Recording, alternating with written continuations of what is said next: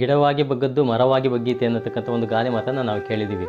ಮಕ್ಕಳನ್ನು ನಾವು ಇವತ್ತು ಯಾವ ಥರ ಬೆಳೆಸ್ತೀವಿ, ಹೇಗೆ ನಾವು ಅವ್ರನ್ನ ಪ್ರೀತಿಸ್ತೀವಿ, ಹೇಗೆ ಅವ್ರ ಜೊತೆ ಅನ್ಯೋನ್ಯವಾಗಿರ್ತೀವಿ, ಅದೇ ರೀತಿಯಲ್ಲಿ ಮುಂದೆ ಕೂಡ ನಾವು ಅದನ್ನು ವಾಪಸ್ ತಗೊತೀವಿ. ಆದರೆ ನಾವು ಅವರು ಪ್ರೀತಿಸತಕ್ಕಂತಹವರ ಲೀಸ್ಟಿಂದ ಡಿಲೀಟ್ ಆಗಬಾರ್ದು ಅಂತಂದರೆ ನಾವು ಎಚ್ಚರಿಕೆಯಿಂದಿರಬೇಕು. ಒಂದು ಸ್ಕೂಲಲ್ಲಿ ಟೀಚರ್ ಏನು ಮಾಡ್ತಾರೆ, ಅಪ್ಪನನ್ನು ಸ್ಕೂಲಿಗೆ ಬರಲೇಬೇಕು ನೀವು ಈ ಸಲ ಅಂತ ಹೇಳ್ಬಿಟ್ಟು ಕರೆಸ್ತಾರೆ. ಅಪ್ಪನೇ ಬಂದುಬಿಟ್ಟು ಟೀಚರ್ ಎದುರು ಕೂತ್ಕೊಂಡ್ಬಿಟ್ಟು, ಏನು ನಾನು ತುಂಬ ಬ್ಯುಸಿ ಆಗಿರ್ತೀನಲ್ಲ, ನೀವು ಯಾಕೆ ಹೀಗೆ ಮಾಡ್ತೀರಾ, ನಮ್ಮ ಮಿಸ್ಸಸ್ ಇದ್ದಾರಲ್ಲ ಅಂತಬಿಟ್ಟು ಹೇಳ್ತಾರೆ. ಅವರು ಒಂದು ಸಲ ಕೂಡ ಸ್ಕೂಲ್ ಕಡೆಗೆ ಬಂದಿರೋದಿಲ್ಲ.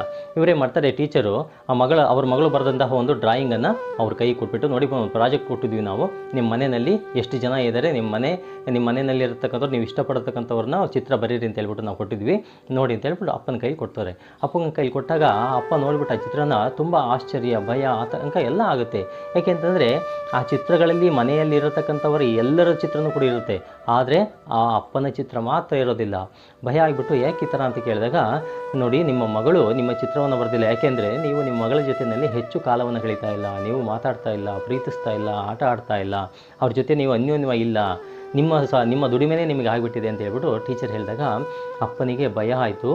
ನಾನು ತಪ್ಪು ಮಾಡ್ತಾ ಇದ್ದೀನಿ, ನನ್ನ ಮಗಳ ಲಿಸ್ಟಿಂದ ನಾನು ಡಿಲೀಟ್ ಆಗ್ತಾ ಇದ್ದೀನಲ್ಲ ಅಂತ ಹೇಳ್ಬಿಟ್ಟು ಅವತ್ತಿನಿಂದ ಅವರ ಜೀವನ ಶೈಲಿಯನ್ನು ಬದಲಾಯಿಸ್ಕೊತಾರೆ. ನಾವು ಅವರ ರೀತಿಯಲ್ಲಿ ಆಗಬಾರ್ದು ಅನ್ನೋದಾದರೆ ನಮ್ಮ ಜೀವನ ಶೈಲಿನ ನಾವು ಇವಾಗಲೇ ಸರಿ ಮಾಡ್ಕೊಳ್ಳೋಣ. ವಿಡಿಯೋ ಇಷ್ಟ ಆಗಿದ್ರೆ ಶೇರ್ ಮಾಡಿ.